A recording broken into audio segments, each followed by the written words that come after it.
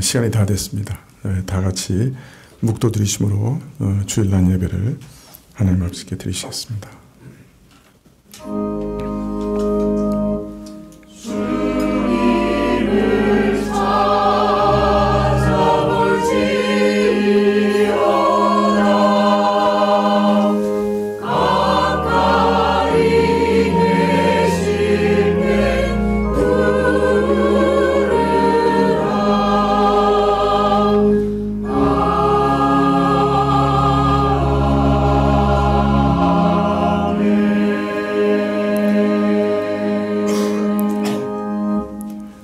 여러 사람의 말이 우리에게 선을 보일 자 누구뇨 하오니 여호와여 주의 얼굴을 들어 우리에게 비추소서. 주께서 내 마음에 두신 기쁨은 저희 곡식과 새 포도주에 풍성할 때보다 더하니이다. 내가 평안히 눕고 자기도 하리니 나를 안전히 거하게 하시는 이는 오직 여호와시니이다. 아버지 하나님, 오늘도 저희를 이끄사 주 앞에 불러주시니 감사합니다. 저희 안에 참 하나님을 향한 기쁨을 허락하시기를 구합니다. 하나님을 생각하고 주 앞에 나와서 예배드리는 것이 저에게 진정한 기쁨이 되게 하시고 저희 찬송이 기쁨의 찬송이 되게 하여 주시옵소서.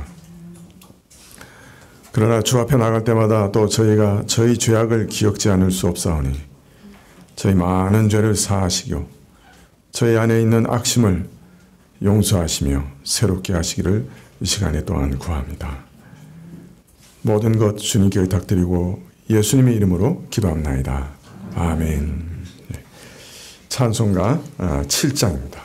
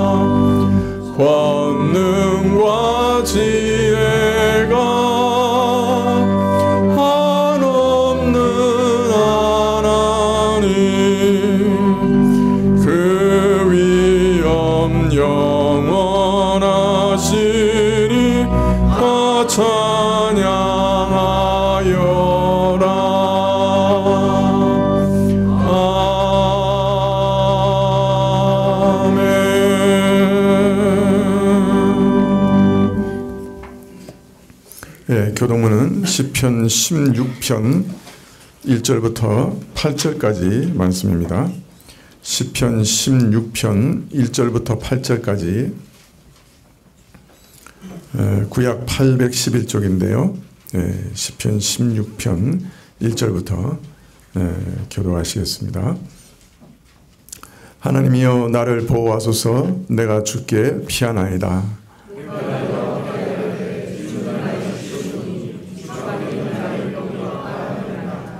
땅에 있는 성도는 존귀한 자니 나의 모든 즐거움이 저희에게 있도다.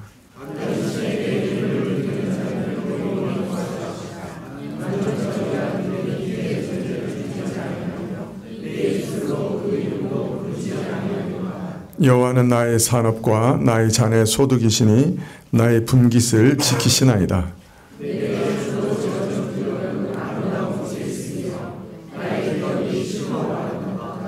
나를 훈계하신 여호와를 송축할지라. 밤마다 내 심장이 나를 교훈하도다.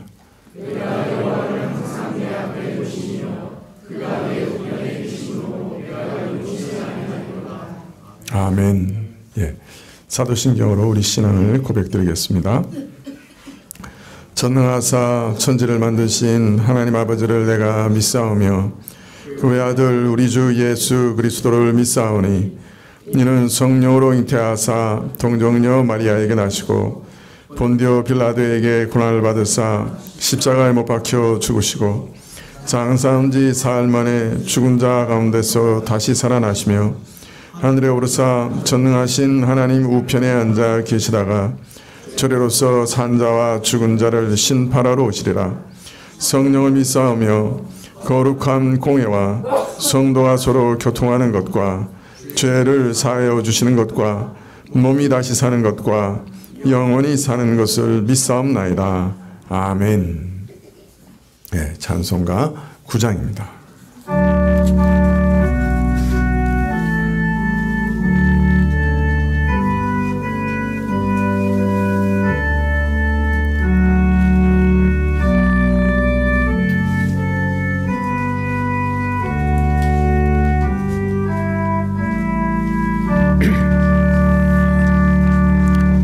거룩 거룩 거룩 전능하신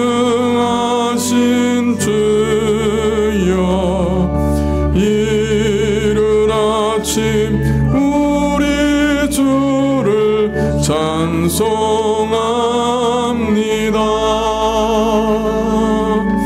거룩 거룩 거룩 자비하신 주여 성삼위일체 우리 주로다. 거룩 거룩 거룩 주의 보좌 앞에 모든 성도 멸류관을 벗어버리네.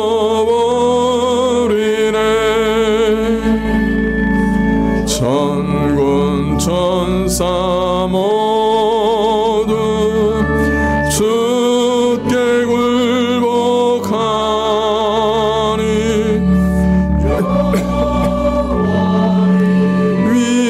위에 계신 주로다.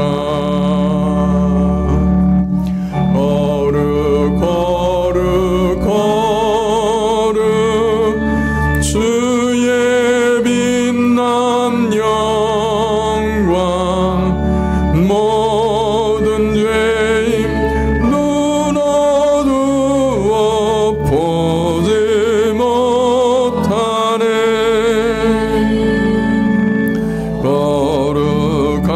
거룩하신 이가 주님밖에 위뇨 온전히 전능하신 주로다. 거룩 거룩 거룩 전능하신 주여 천지 만물 모두 주를 찬송합니다.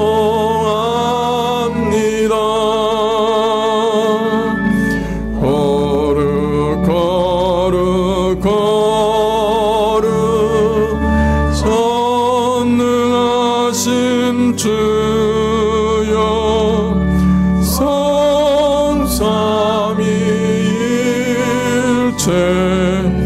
우리 주로다.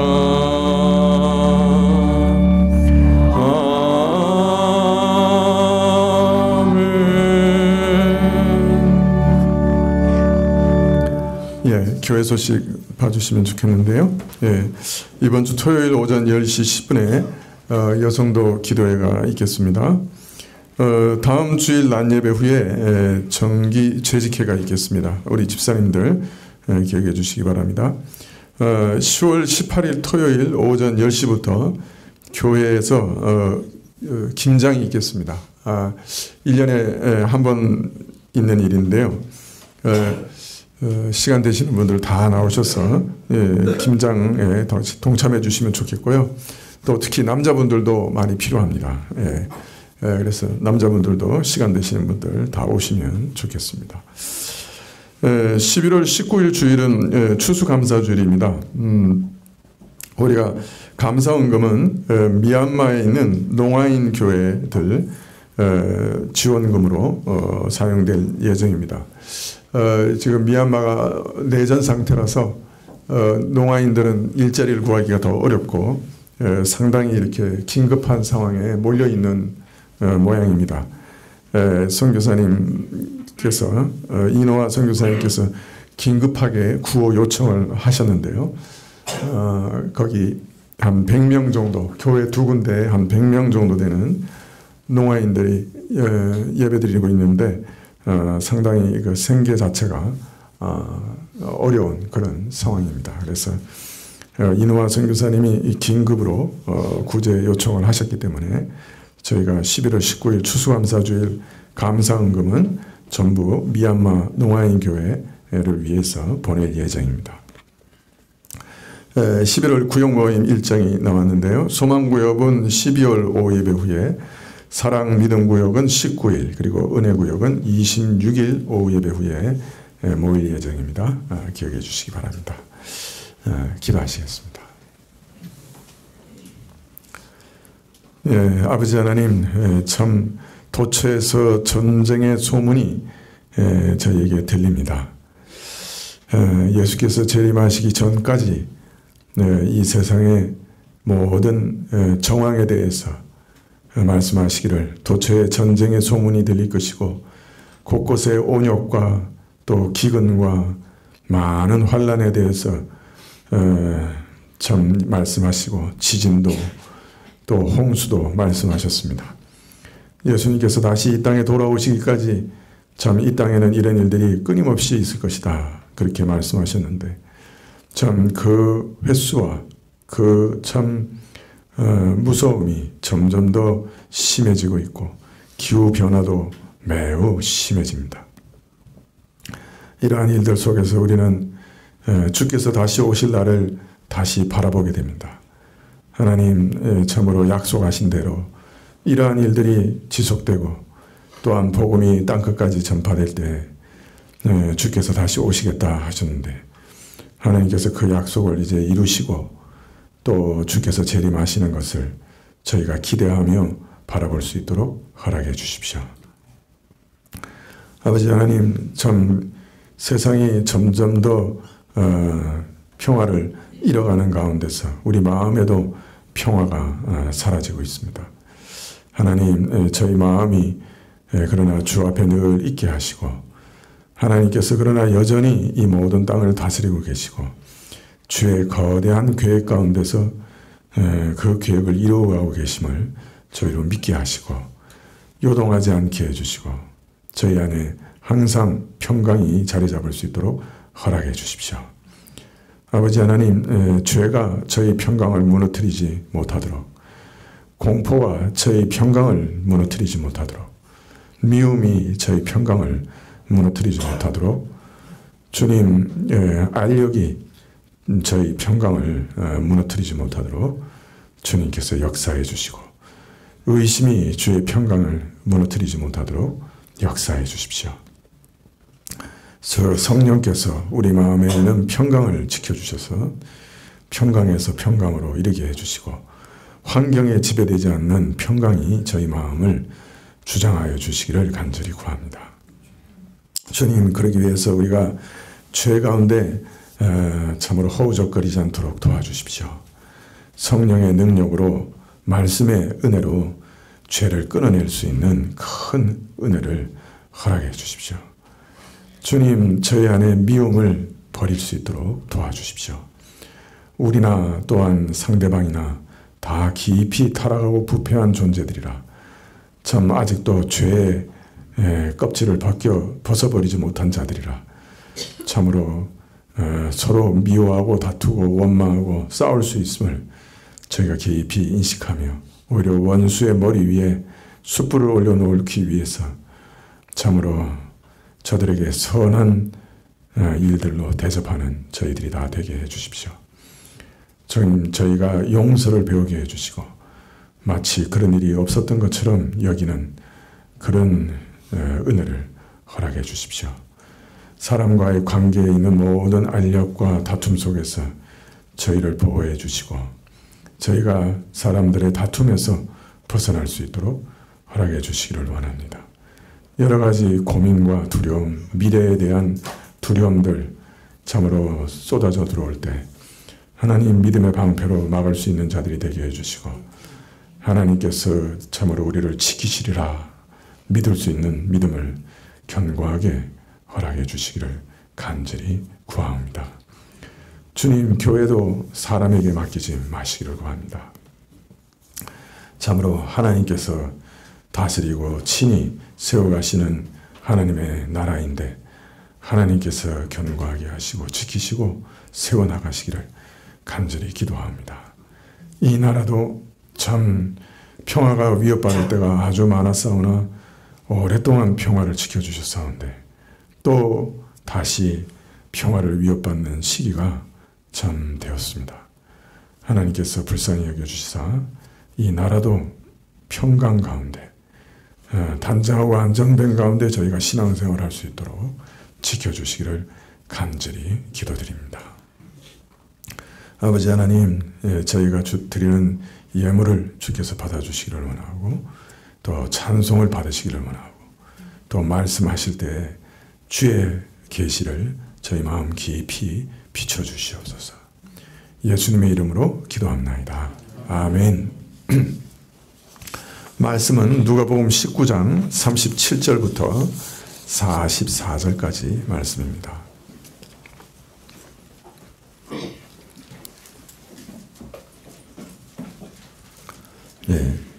누가복음 19장 37절부터 44절까지 신약 129쪽인데요.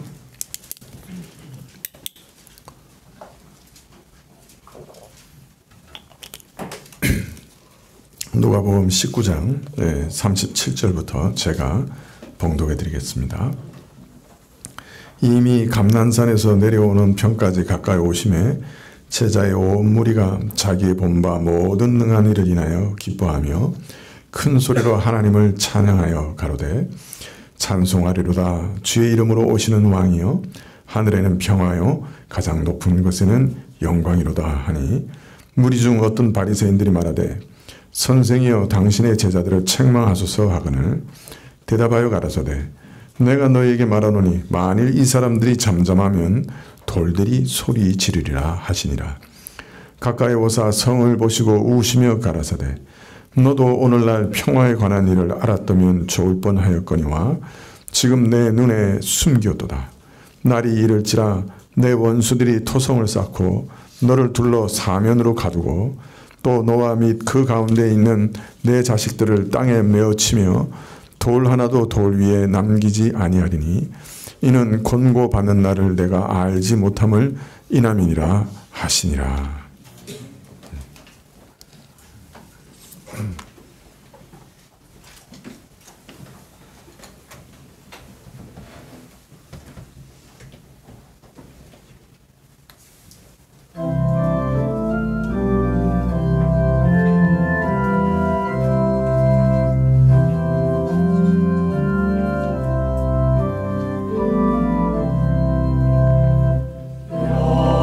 여호와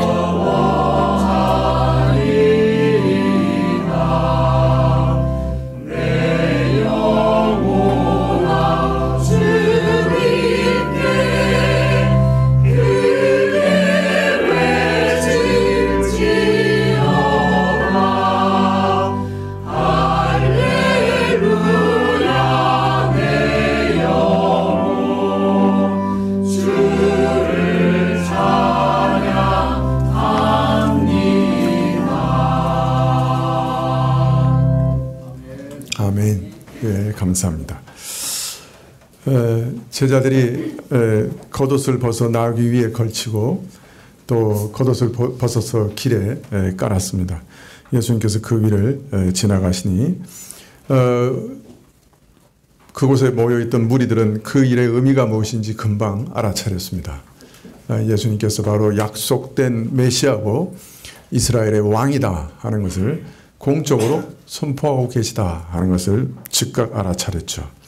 그래서 무리들은 환영하여 가로되 찬송하리로다 주의 이름으로 여호와의 이름으로 오시는 왕이여 라고 외치면서 하늘에는 평하여 가장 높은 곳에는 영광이로다 하고 찬송했습니다. 찬송하리로다 주의 이름으로 오시는 왕이여 라는 찬송은 사실 시편 118편을 노래한 것이지요. 시편 118편은 주의 이름으로 오시는 어떤 분을 멀리 내다보며 찬송한 시인데요. 그는 하나님께 이르는 길이고 하나님께 나아가는 문입니다. 모든 의인들은 그를 통해서 하나님께 나아갈 것입니다. 그래서 이분을 의의 문이다 이렇게 부르고 있죠. 시편 118편은 바로 이것을 예언하고 있습니다. 그 시편 118편을 노래하면서 예수님이 예루살렘의 왕으로 오시는 것을 환영하고 있는 것이죠. 자, 그런데 지난 시간에도 말씀드렸지만은 이 시편에는 그 백성을 구원하시기 위해 보내실 이 인물이 겪을 한 가지 매우 뜻밖의 일을 계시하고 있습니다. 그것은 건축자들의 버린 돌이 집 모퉁이의 머릿돌이 되었으니 이는 여호와로 말미암은 것이요 우리 눈에 기이하도다. 이런 예언이 있기 때문입니다. 이스라엘을 구원하시는 이 인물이 그 구원을 베푸시는 방식이 의의 문이 되시는 방식이 매우 특이한 거예요. 건축자들이 참 버린 돌이 집 모퉁이 돌이 되는 정말 기이한 방식으로 이루어질 것이기 때문에 참 우리 눈에는 정말 너무 기이한 것이다. 이렇게 시편 118편에는 노래하고 있습니다. 집을 짓는 건축가 누구보다도 어떤 석재가 알맞으며 어떤 석재를 어디에 써야 되는가 하는 것을 잘 판단할 만한 전문가 이런 사람들이 이 돌은 쓸모없어 라고 내버린 돌이 나중에는 그 건물 전체를 떠받드는 모퉁이 돌이 될 것이다 이렇게 말하고 있습니다. 하나님께서 바로 그 하나님 나라 그 하나님의 집을 지탱하는 모퉁이 돌로 세우실 것이다 이렇게 예언하고 있는 것이죠. 하나님께서 그의 나라 이스라엘을 맡기시고 다스리게 했던 지도자들은 예수님을 배척하고 부인했습니다. 쓸모없는 돌이라고 내다 버리고 죽였습니다. 그런데 그리스도께서 오셨지만은 하나님을 회방하고 모독하는 자라는 누명을 씌워 십자가에 못 박아 죽였지만은 그러나 이처럼 이스라엘 지도자들에게 버림받은 예수님께서 바로 그들의 손에 넘겨 십자가에 죽으심으로 의의 문을 여시는 하나님의 구원을 이루시는 놀라운 일을 이루셨습니다. 하늘과 땅의 모든 것을 다스리는 평강의 왕으로서의 통치의 토대를 마련하셨고 하나님 나라가 세워질 초석을 마련하셨습니다. 자, 그래서 이 일은 모든 지혜와 능력이 무한하시고 뛰어나신 하나님으로부터 말미암은 일이요 우리 눈에는 신기한 일, 참 기이한 일이라고 시편 118편에는 노래하고 있습니다. 즉 우리 지혜로는 도저히 헤아릴 수 없는 참 기이하고 신비한 일이다. 이렇게 시편 118편에서 노래하고 있는 것이죠. 이 무리들은 시편 118편을 찬양하면서 또 거기 이렇게 더하고 있습니다. 하늘에는 평화요 가장 높은 곳에서는 영광이로다. 참 예수님께서 처음 탄생하셨을 때 목자들에게 천사들이 나타나 찬송하기를 땅에서는 기뻐하심을 입은 사람들의 평화라 이렇게 노래했습니다마는 오늘 평화가 이 땅에 은총을 입은 사람들에게만 아니라 하늘에까지 미칠 것을 노래하고 있습니다. 무엇보다 하나님과 원수된 죄인들로 하여금 하나님과 화목하게 되는 진정한 화평을 이루게 될 것을 찬송하고 있는 것이죠. 그래서 하늘에도 평화라다 이렇게 노래하고 있습니다. 예수님 탄생 시에 하늘의 천사들은 예수님께서 땅에서 이루실 참된 평화에 대해서 노래했다면 예루살렘 입성을 환영하는 무리들은 그리스도께서 하늘에서 이루실 평화에 대해서 지금 찬송하고 있는 것이죠. 하늘의 천사들이 그리스도께서 이루실 평화가 하늘의 평화로 끝이지 않고 땅에 이루어질 것을 찬송하였다고 하면 무리들은 그들 가운데 이루어지는 그리스도의 평화가 하늘로 이어져 하늘의 평화가 될 것을 찬송한 것입니다. 참 예수님께서는 하나님과 우리 사이를 화평하게 하셨고 또 사람과 사람 사이에 진정한 화평을 가져다 주셨습니다. 원수된 죄인으로 인해서 하나님의 진노 아래 있게 된 바로 그 사람들의 죄를 용서하시고 하나님과 화목하게 하셔서 하나님과 진정한 화평을 이루게 하셨고 원수된 사람들의 마음에 진정한 용서를 가르쳐 주셔서 서로 화평하게 하셨던 것이죠. 무리들이 이 일에 감추어진 이 깊은 뜻을 얼마나 이해했는지는 알 수 없지만 나귀를 타고 예루살렘에 들어오시는 예수님을 하나님의 도성 시온에 입성하시는 왕 메시아로 알고서 이렇게 시편 118편의 찬양을 가지고 환영했던 것입니다. 그리고 하늘에까지 미치는 참된 평화, 지극히 높으신 곳에 계신 하나님께 영광을 돌려드리는 찬송을 동시에 드렸던 것이죠. 이처럼 보잘것없는 시골 랍비의 입성이 누구나 타는 평범한 나귀를 타고 참 그들이 따르는 겉옷을 벗어 걸친 나귀 새끼를 타고 그들이 길에 깐 겉옷 위를 밟고 들어오는 어떻게 보면 희극적인 모습이라고 할 수 있는 그 초라한 겉모습이 그러나 사실 그 일의 의미를 아는 자들에게는 그 비밀을 깨달아 아는 자들에게는 어느 누구도 보지 못한 유사일에 인류가 경험하지 못한 전무후무한 특별한 일이요 기이한 일이었던 것이죠. 시편 118편에 노래했던 것처럼 참 기이하다. 구약 백성들이 그토록 오래 기다렸던 하나님의 이름으로 그 백성을 구원하셔서 구원의 문을 활짝 열어놓을 메시아가 지금 입성하고 계시기 때문에 어느 누구도 상상도 못했던 참 기이한 일이 오늘 일어나고 있었던 것입니다. 자, 그러나 이스라엘 그리고 또 예루살렘의 모든 사람들이 다 한결같이 예수님을 환영한 건 아니었어요. 우선 나귀를 타고 제자들의 옹의를 받으면서 예루살렘에 들어오는 예수님의 모습이 겉보기에는 참 초라하기 짝이 없는지라 참 제자들의 이런 환영과 찬송이 대부분의 사람들에게는 참 영문을 알지 못하는 이상한 일로 보일 수도 있었을 겁니다. 더욱이 제자들이 예수님을 환영하고 찬송한 그 내용의 의미를 제대로 헤아려 알아챈 바리새인이나 유대 지도층에게는 결코 받아들일 수 없는 참남한 일이었던 거죠. 아니 저 시골 랍비가 이스라엘의 왕이란 말인가? 메시아란 말인가? 우리는 결코 받아들일 수 없다. 그래서 오늘 누가복음 19장 39절에 보면 무리 중 어떤 바리새인들이 말하되 선생이여 당신의 제자들을 책망하소서. 이 바리새인들의 이러한 요구는 한편으로는 시편 118편의 내용을 잘 이해했다는 것을 알려주고 있습니다. 지금 당신을 메시아로 왕으로 지금 찬양하고 있는데 당신이 이거 중지시켜야 되지 않느냐. 시편 118편을 정확히 이해했다는 것을 알 수 있습니다. 또 한편으로는 그러나 이들은 지금 메시아가 참으로 예루살렘 성에 입성하고 계시지만 그것을 깨닫지는 못했어요. 그것을 믿지도 못했어요. 오히려 그것을 부인하고 반대했습니다.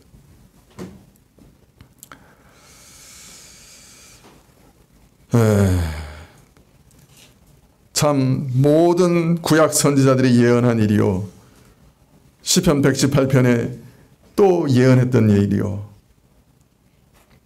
예수님께서 이 땅에 계실 때 수많은 기적과 놀라운 말씀으로 스스로 증거하셨던 일이요 세례 요한마저 손가락으로 가리키면서 바로 저분이 메시아십니다 라고 알렸던 그 일을 저들은 깨닫지 못했습니다.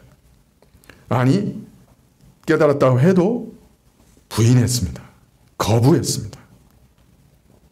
그래서 아니, 당신 제자들이야 미숙해서 잘 몰라서 그렇게 한다고 해도 아니, 당신은 이 일의 심각성을 알 거 아니요. 당신은 지금 메시아로, 당신은 지금 이스라엘의 왕으로 지금 외치고 있는 것, 아니, 당신은 알 거 아닙니까?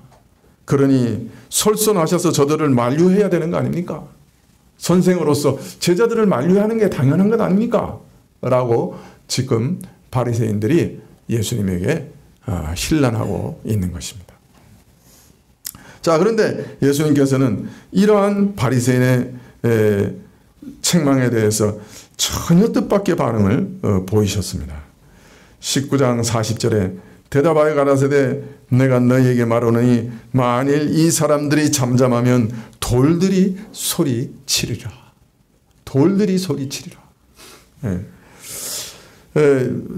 전혀 만류할 의사가 없다고 하는 걸 명백하게 드러내신 말씀이죠. 만약 지금 일어나는 이 일에 대해서 저 사람들이 잠잠하다고 하면 말 못하는 돌들이라도 입을 열어 외칠 수밖에 없다. 모든 이 세상의 피조물들이 소리를 높여 외칠 수밖에 없는 일이다 라고 말하고 있습니다. 한편으로는 하나님의 말씀의 뜻을 머리로는 이해하면서도 실제로 눈앞에 예수님을 통해 그 예언이 성취되고 있는 것을 깨닫지 못하는 바리새인들의 무지함을 책망하는 말씀이요. 다른 한편으로는 나귀를 타고 참 찬송과 환영 속에 입성하시는 예수님 자신이 참 메시아라고 하시는 것을, 그 겉모습이야 어떠하든지 지금 영원한 평강의 왕으로 하나님의 도성에 입성하고 있다는 사실을 알리시는 말씀이시죠. 사람이 잠잠하면 돌이라도 모든 세상의 피조물들이라도 소리 지르지 않을 수가 없는 극히 중대한 일, 온 인류와 모든 만물의 생사 화복과 축복과 저주가 달린 일이다 하는 것을 알리고 계신 것입니다. 이 일은 온 인류와 천지 만물의 역사를 완전히 바꿔놓는 일이에요. 죄로 인해 망가진 인류와 천지 만물의 모든 역사가 이제 달라질 겁니다. 새로워질 겁니다. 죄로 말미암아 저주 아래에 있는 천지 만물의 불행이 그 저주를 완전히 이제 에서 해방되어서 새롭게 되는 일이 이제 열리는 것이에요. 새하늘과 새 땅으로 새롭게 될 일이 이제 그 문이 활짝 열리게 되는 것입니다. 또한 모든 인류의 죄가, 그 죄로 인한 심판이 해결되는 놀라운 일이 이제 일어날 것입니다. 그래서 하나님과 죄인들과의 화평, 사람과 사람 사이의 진정한 평화, 죄인과 죄인들 사이에 참된 평화가 이루어질 것입니다. 예수님의 입성이 이렇게 중대한 것이기 때문에 결코 이 일에 대해서 잠잠할 수 없음을, 만일 저 사람들이 입을 닫고 잠잠한다면 이 돌들이라도 소리질러 외쳐 알릴 수밖에 없다라고 알리고 계신 것이죠. 우리는 너무 많이 들어서 예수님의 십자가와 부활이 이제 죽으시고 사흘 만에 다시 사시기 위해서 예루살렘으로 들어가시는 그 걸음걸음이 참 이렇게 중대한 것이다. 천지가 잠잠하면, 사람이 잠잠하면 천지라도 돌들이라도 소리 질러 알리지 않을 수 없을 만큼 참 중대한 일이다 하는 것을 잘 이렇게 실감하지 못하죠. 그러나 이 일은 인류 역사에 있어서 가장 중요한 일이었습니다. 우리 인생에 있어서도 가장 중요한 일입니다. 우리 인생에서 그 누구보다도 예수님보다 더 중요한 분은 안 계십니다.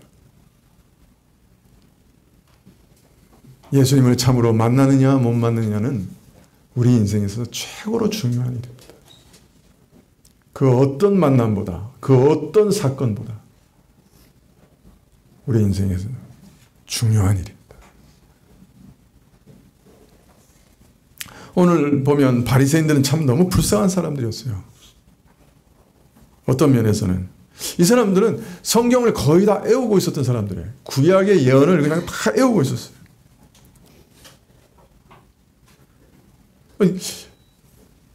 예수님이 어디서 태어나셨느냐 헤롯 대왕이 물어보니까 그 서기관들이 바로 즉시 대답했어요. 베들레헴입니다. 다 알고 있었어요. 그 뜻도 이해하고 있었어요.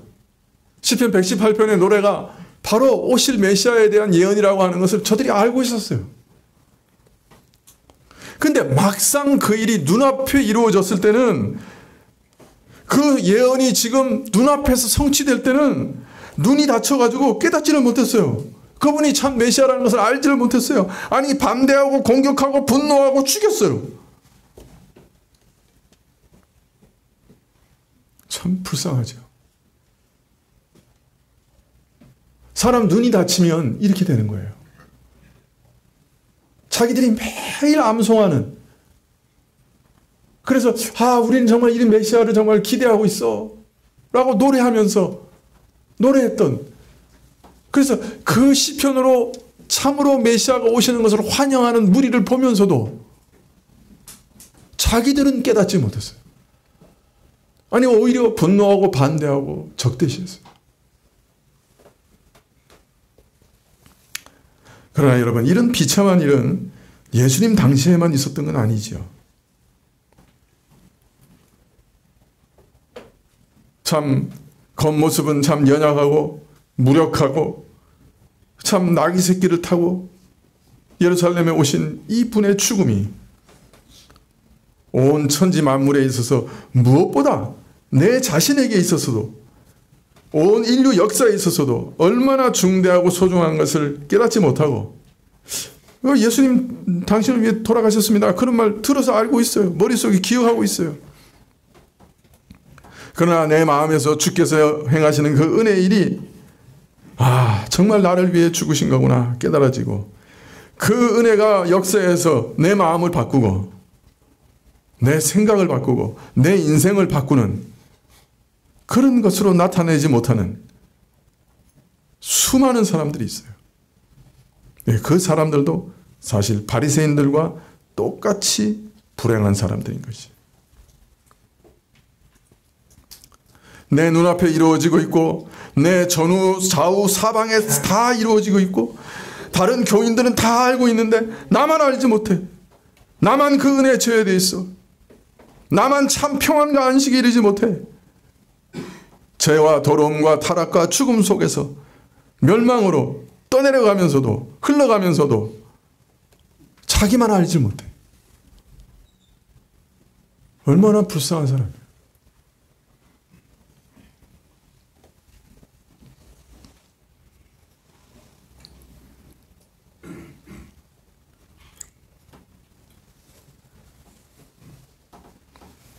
이 사람들이 잠잠하면 돌들이 소리치리라.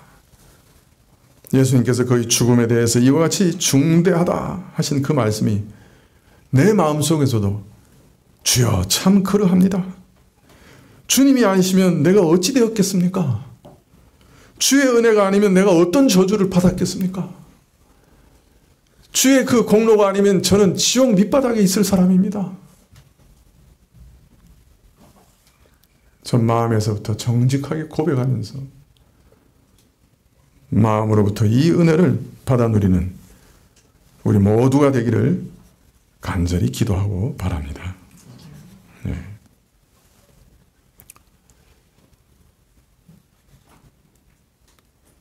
(41절에) 가까이 오사 성을 보시고 우시며 가라사대 너도 오늘날 평화에 관한 일을 알았다면 좋을 뻔하였거니와 지금 내 눈에 숨기었도다. 성에 가까이 이르자 예수님께서 뜻밖의 예루살렘 성을 보시고 슬퍼하시면서 통곡하셨습니다. 여기서 우셨다는 말씀은요, 큰 소리를 내시면서 우셨다는 말이에요. 다 큰 남자가 엉엉 큰 소리를 내면서 많은 사람들 보는 앞에서 이 통곡하셨다 하는 일은 이거 참 심상치 않은 일이죠. 그죠? 예수님께서 예루살렘 성을 보면서 엉엉 우셨어요. 예수님께서 극심한 심적인 고통을 느끼셨음을 짐작할 수 있습니다. 너무 고통이 심해서 큰 소리로 울부짖을 수밖에 없었어요. 네, 참 예수님의 슬픔과 고통을 짐작케 하는 그런 장면이라고 할 수 있습니다. 예루살렘에 입성하면서 그 성을 보시면서 이렇게 크게 슬퍼하시면서 통곡하신 이유가 무엇인지 알리시되 너도 오늘날 평화에 관한 일을 알았더라면 좋을 뻔하였거니와 지금 내 눈에 숨겨졌도다.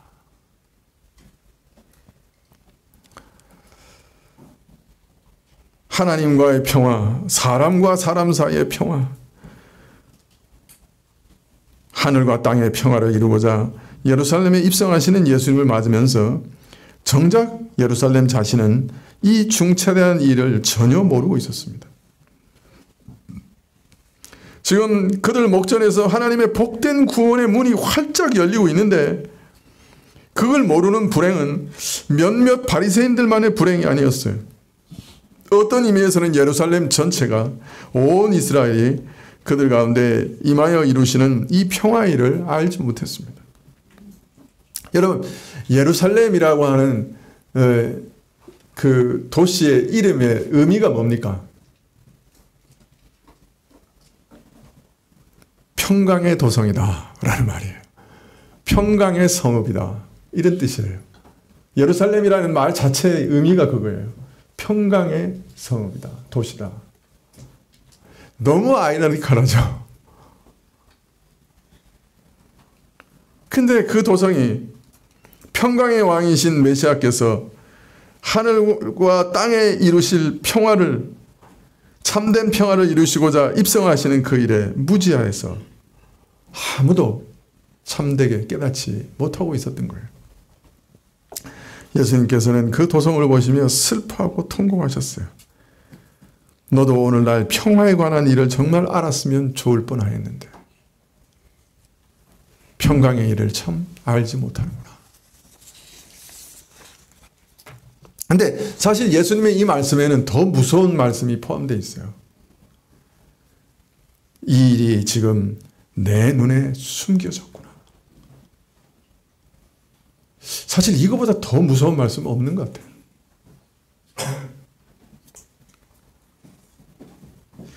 지금 예수님은 이스라엘과 또 이 바리새인들과 이 예루살렘 거민들의 무지와 불신앙이 우연한 일이 아니고 숨겨진 일이라고 말해요. 숨겨졌다. 눈이 닫혀버렸다.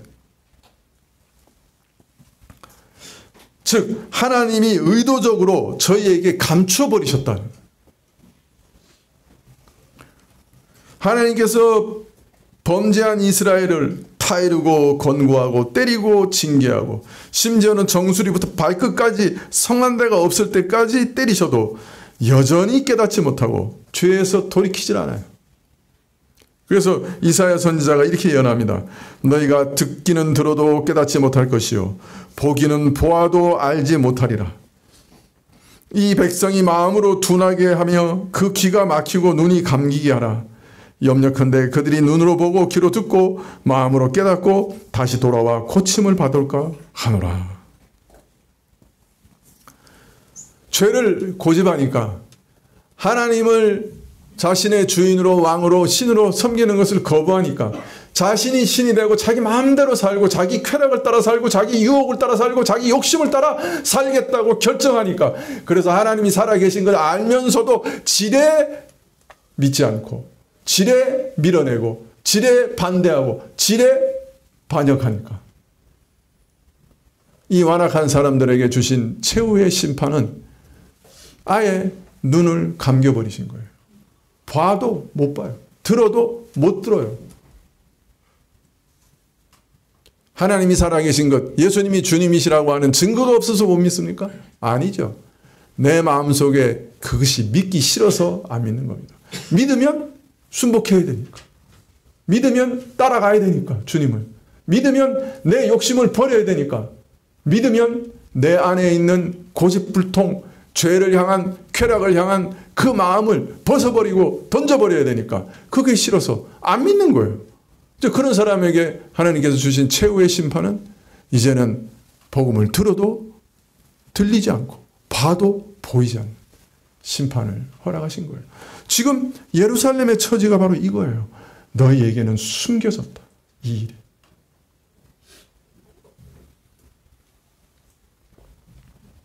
하나님께서 저들을 영적 무지에 그냥 던져버리셨어요. 그래서 눈앞에 일어나는 큰 구원을 보고도 깨닫지 못해요. 동시에 예수님께서 예루살렘을 향하여 이렇게 안타까이 크게 통곡하고 우신 것은 저들이 눈이 닫혀 그리스도의 은혜를 알아보지 못하는 일과 또 그로 인해 당할 비참한 일을 동시에 아셨기 때문이었습니다.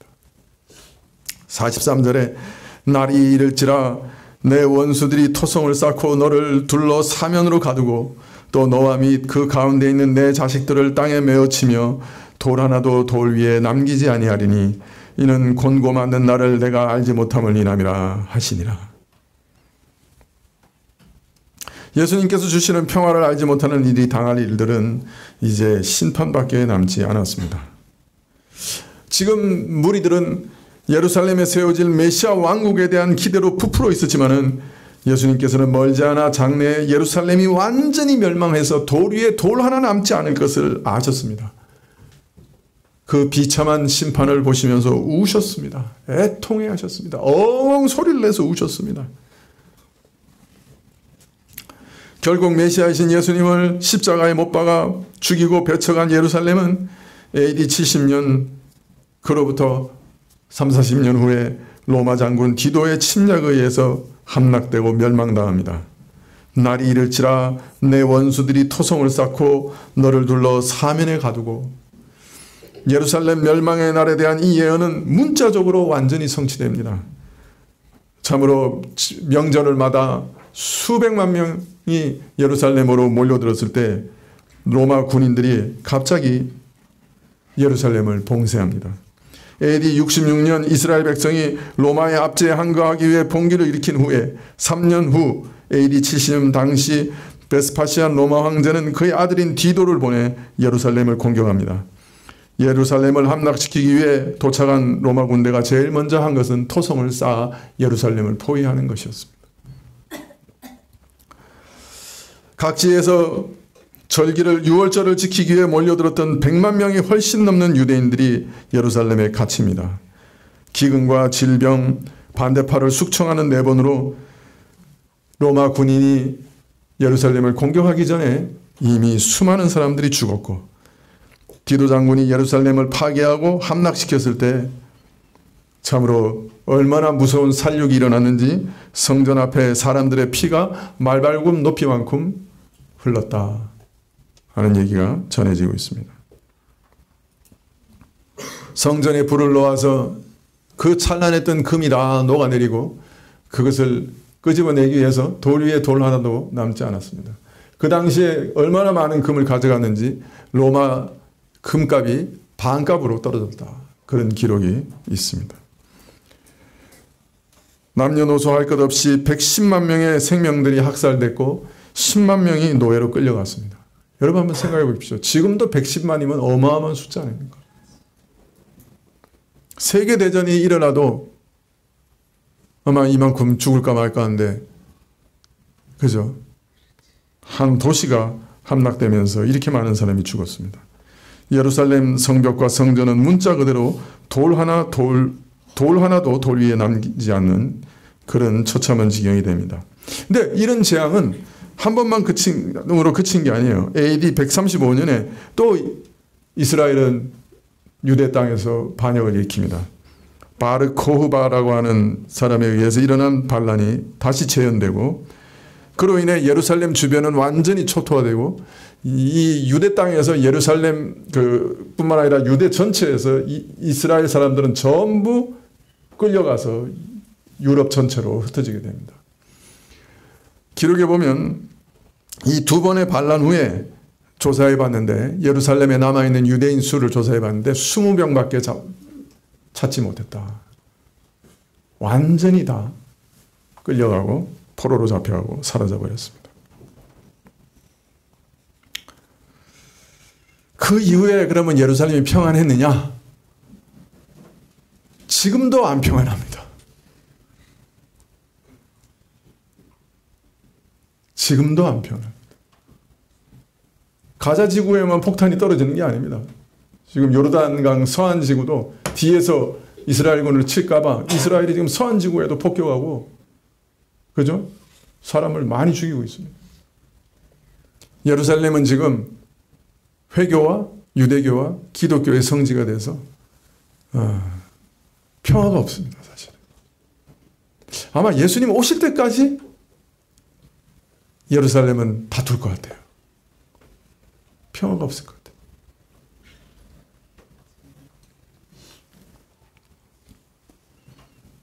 예수님은 다가오는 이 재앙들을 보고 눈물을 흘리시면서 통곡하셨습니다. 그러나 안타까운 것은 그 땅의 백성들은 재앙과 심판이 다가오는 것을 전혀 알지 못했습니다. 그래서 더 안타까운 마음으로 우실 수밖에 없으셨죠. 자신들의 백성의 무지에 대해서, 자신을 알아보지 못하는 그 무지함에 대해서, 그 죄로 인해 다가올 재앙과 심판에 대한 무지에 대해서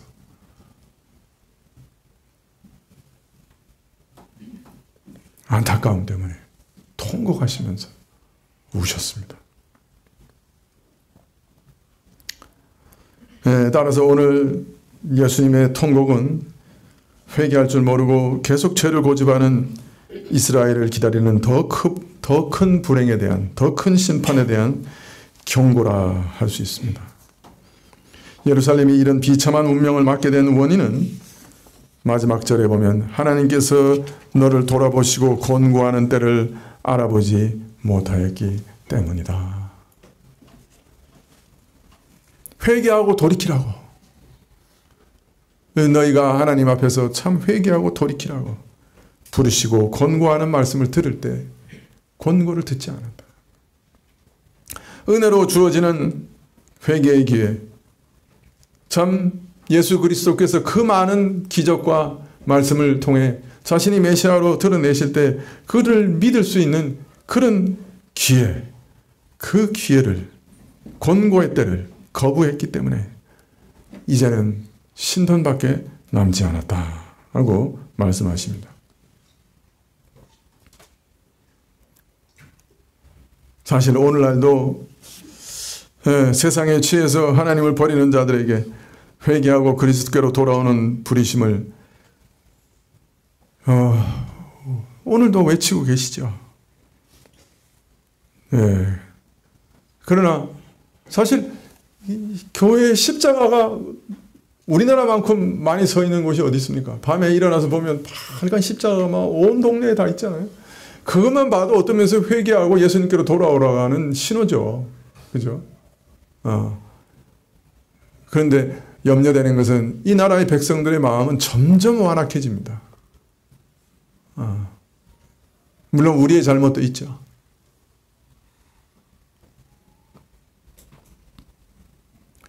참 이렇게 부르심을 계속 외면하는 자들에게 얼마나 많은 기회가 남아있는지, 얼마 동안의 기회가 남아있는지 우리는 알지 못합니다.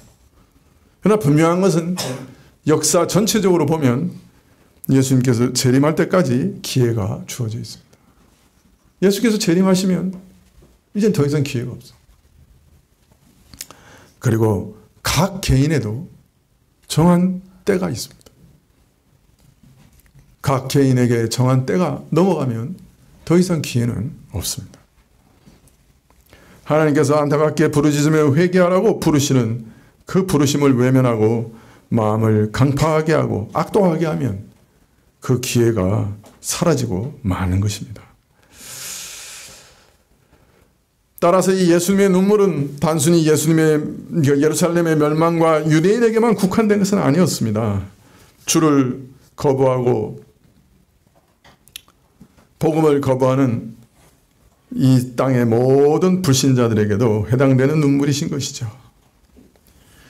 예수님의 눈물의 통곡은 인류가 당하고 있는 죄로 인한 고난과 심판에 대한 안타까움과 고통과 사랑의 표현이었습니다. 사실 여러분, 우리가 당하는 모든 고난이 그 다 우리 죄 때문입니다. 그 죄가 인류 가운데 들어오지 않았다면 우리에게는 고난도 슬픔도 눈물도 없었을 거예요. 그 고난이 어떤 종류의 고난이든지 간에, 그 고통이 어떤 종류의 고통이든지 간에, 슬픔이 그 어떤 종류의 슬픔이든지 간에 그 밑바닥에는 항상 죄가 있습니다.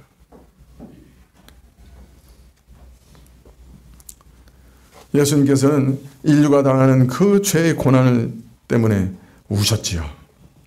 그리고 이 고난과 이 심판을 완전히 해소하시고 의의 문을 여시고 영생의 나라로 인도하시려고 하는 평강의 왕을 영접하지 않는 부인하고 배척하는 자들이 받을 비참한 심판을 아셔서 그 일 때문에 우셨죠.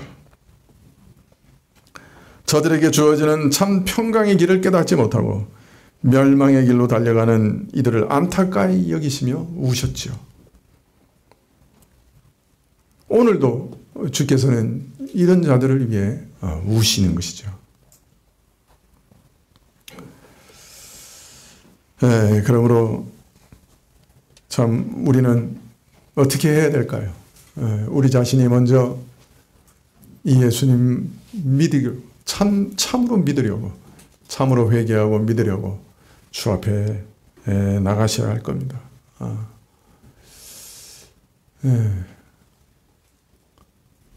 다른 사람들은 다 믿는데 나 혼자만 예수님 당시 바리새인처럼 눈 멀고 귀 막혀서 이 복음의 은혜에 제외된다고 하면 그보다 더 불행한 일이 어디 있겠습니까? 또 우리 주변에 여전히 복음을 알지 못하고 주를 대적하는 자들이 있다고 하면 어떻게 해야 되겠습니까?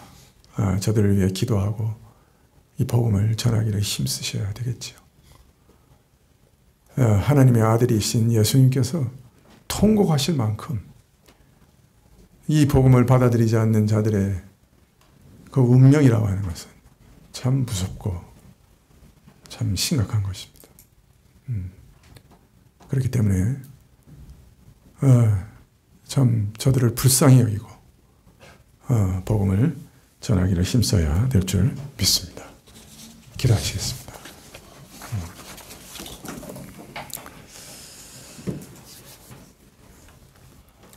참 오늘까지도 예루살렘의 형편은 달라지지 않았습니다.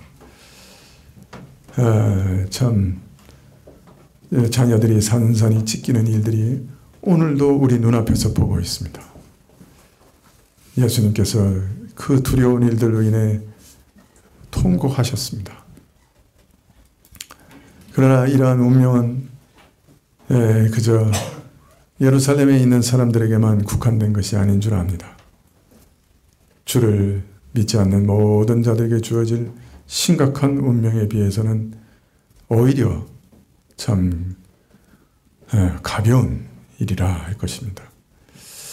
아버지 하나님, 참 우리 안에 이 심각함, 이 긴박함 저희 안에 깨닫게 하시고, 혹 저희 안에 주를 멀리 떠난 자들이 있다고 하면 주께서 기회를 주시는 이 기간 안에 기회 때 진정 마음을 돌이키고 회개하고 예수님께로 가까이 나올 수 있도록 허락해 주시고, 또 우리 주변에 참 이러한 자들이 있다고 하면 권고하고 권면하고 참 복음을 전해 주 앞에로 인도할 수 있도록 저희가 최선을 다하게 허락하옵소서. 예수님의 이름으로 기도합나이다. 아멘. 찬송가 100장 찬송하시겠습니다.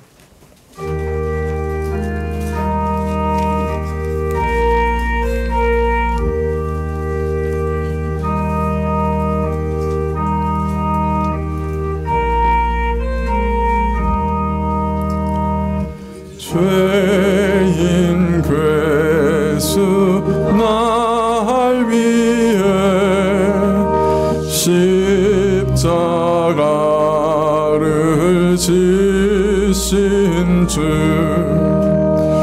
길과 진리 되시며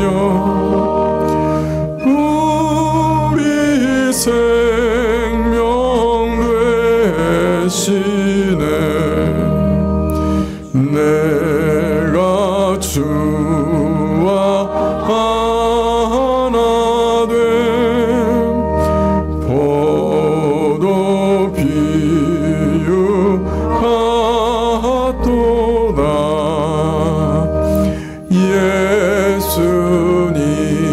예수님의 그 사랑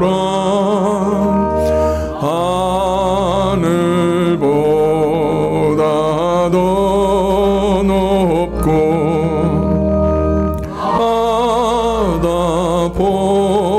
바다보다 더 깊어 영원 무궁하도다.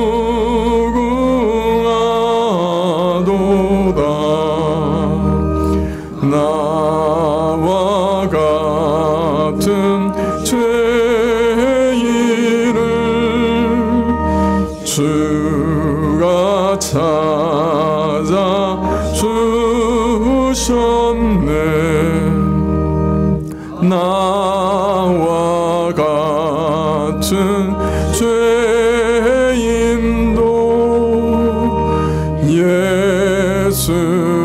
예수님이 보살펴 모든 염려 맡으사 항상 도와주시네.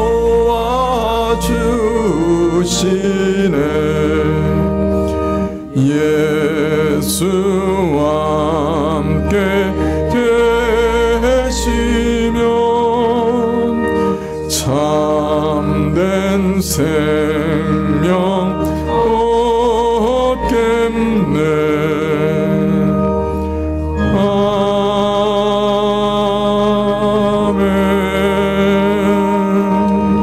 아멘. 지금은 우리 주 예수 그리스도의 은혜와 하나님 아버지의 그 크신 사랑과 이 은혜와 사랑을 깨닫게 하시고 누리게 하시는 성령님의 교통하시고 역사하심이 어찌하든지 마음을 돌이켜 주를 향하게 하며 어찌하든지 주를 마음에 영접하고 주께 순복하며 주를 따르기를 원하여 머리 숙인 주의 백성들 위해 지금부터 영원까지 함께 계실지어다. 아멘. 아멘.